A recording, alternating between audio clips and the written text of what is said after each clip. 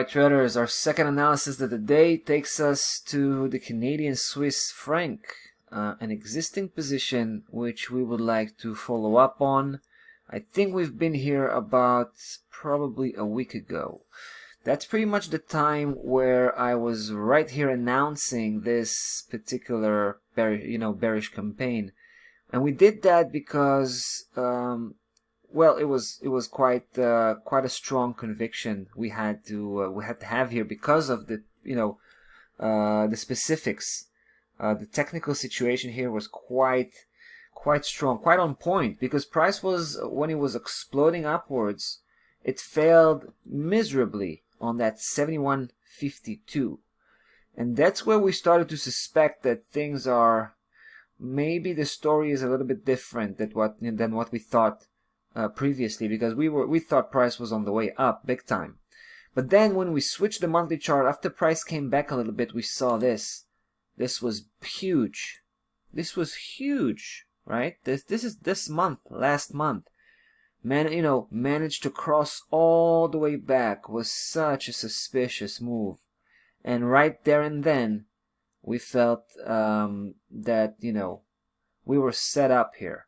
Right, price was trying to set up a trap, and not only it's coming back down, but it's gonna actually turn around big time. It's gonna go back down strong, and I think we picked up on that relatively early, right, early on, and that's why we're holding up tight here and trying to take this one downwards.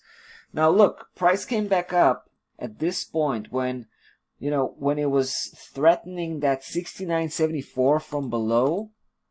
That was the moment. That was the triggering moment, right? We saw that failure to break through. We pulled the trigger. Later on, guys, we pulled the trigger the second time, and to be honest, we're ready to pull the trigger the third time.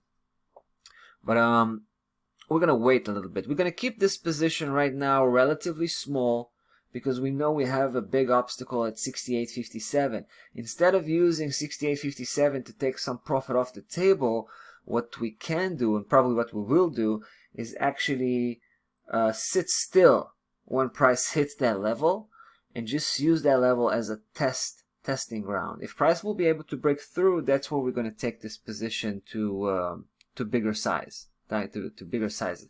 I mean, 67.27. That's where we feel price is going to go. It's probably going to go even lower. It can hit 66.55 and even 66.10.